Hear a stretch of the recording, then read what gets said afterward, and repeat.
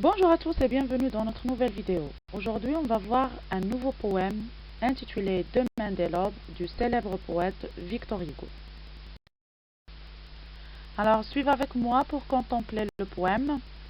Demain dès l'aube, à l'heure où blanchit la campagne, je partirai, vois-tu, je sais que tu m'attends. J'irai par la forêt, j'irai par la montagne, je ne puis demeurer loin de toi plus longtemps. Je marcherai les yeux fixés sur mes pensées, sans rien voir au dehors, sans entendre aucun bruit. Seul inconnu, le dos courbé, les mains croisées, triste et le jour pour moi sera comme la nuit. Je ne regarderai ni l'or du soir qui tombe, ni les voiles au loin descendant vers Harfleur. Et quand j'arriverai, je mettrai sur ta tempe un bouquet de houes verts et de bruyères en fleurs. Faisons un petit aperçu sur la vie de Victor Hugo. Victor Hugo est un poète et dramaturge et écrivain romantique français, né le 26 février 1802 à Besançon. Il est mort le 22 mai 1885 à Paris. Il est considéré comme l'un des plus importants écrivains et poètes de la langue française. Ses œuvres les plus connues sont Le dernier jour d'un condamné, Notre-Dame de Paris, Les Misérables, Les Contemplations, duquel on a tiré ce poème. Faisons l'étude de forme de ce poème. Comme vous voyez, ce poème est composé de 3 strophes. Chaque strophe est composée de 4 vers. Et chaque vers est composé de 12 syllabes. Comme vous voyez, le premier vers, je l'ai réparti en 12 syllabes. Demain, dès l'aube, à l'heure où blanchit la campagne. On dit qu'il est Alexandrin. Maintenant, regardez les derniers mots des vers. Vous allez trouver campagne dans le premier vers, attend, deuxième vers, montagne, troisième vers, longtemps, quatrième vers. Alors, regardez bien ces mots.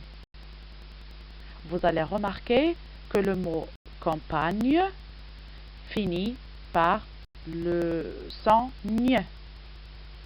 Attend finit par le son en.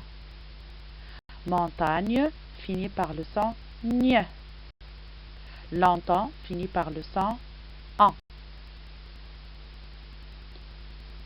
Alors, vous allez remarquer que le premier vers et le troisième vers finissent par le même son.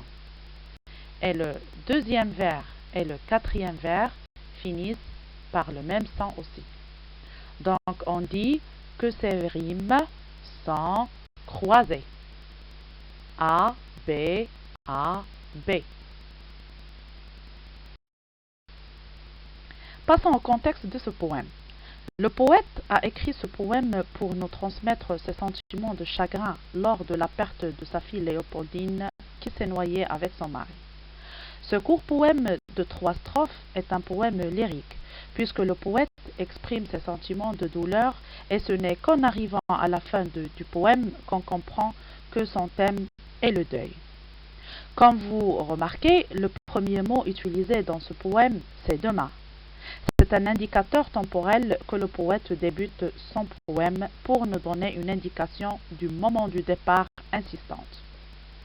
Ensuite, il utilise les verbes de mouvement, par exemple « je partirai »,« j'irai », où il exprime une étape importante et décisive de l'itinéraire qu'il va suivre pour rejoindre la tombe de sa fille. Ensuite, il nous souligne sa volonté que rien ne va lui arrêter. C'est cette détermination et cette manière de voyager qui font apparaître ce voyage comme un itinéraire sentimental où il me décrit sa souffrance de la perte de sa fille et qu'il ne peut pas vivre sans et loin d'elle. Ici, je vous donne l'exemple du quatrième vers. Je ne puis demeurer loin de toi plus longtemps. Dans cette deuxième strophe, le poète insiste à vouloir partir il a utilisé ici le verbe je marcherai. Ce verbe nous exprime le chagrin de séparation avec Léopoldine. Le poète ne veut rien voir, ne veut rien entendre. Elle n'a qu'un seul objectif, c'est atteindre sa tombe et pleurer la perte de sa fille. Ici, il a utilisé les expressions sans rien voir, sans rien entendre. Et elle a fini cette strophe par une comparaison où il a exprimé son chagrin en comparant son jour avec la nuit. Dans la troisième strophe, le poète nous emmène avec lui pour parcourir son itinéraire de voyage où il nous rapproche de son drame, du rendez-vous qu'elle a avec la tombe de sa fille. Cette strophe nous montre que Victor Hugo a perdu goût à la vie. Il n'a qu'un seul but, c'est d'arriver à sa tombe et d'y mettre un bouquet de houx et de bruyère, comme nous indique le dernier vers, un bouquet de houx et vert et de bruyère en fleurs. Merci pour votre attention et n'oubliez pas d'apprendre le poème.